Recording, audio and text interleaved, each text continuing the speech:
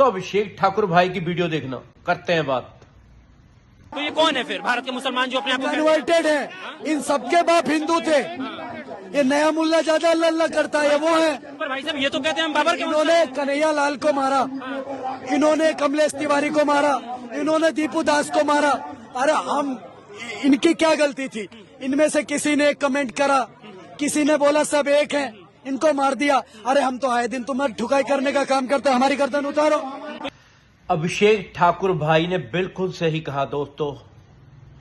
ये भाई अपना काम कर रहे हैं, हिंदुओं को जगाने का काम कर रहे हैं, सनातन को जगाने का काम कर रहे हैं। जो बांग्लादेश में हिंदुओं के साथ हो रहा है, अगर अब भी हम नहीं जागे तो कभी नहीं जाग सकते दोस्तों। ना तो हम कभी कन्हैया लाल को भूलेंगे, ना दीपू दास को भूलेंगे, ना तिवारी जी को भूलेंगे। अगर सहमत हो तो कमेंट में बताइए। जय श्री राम।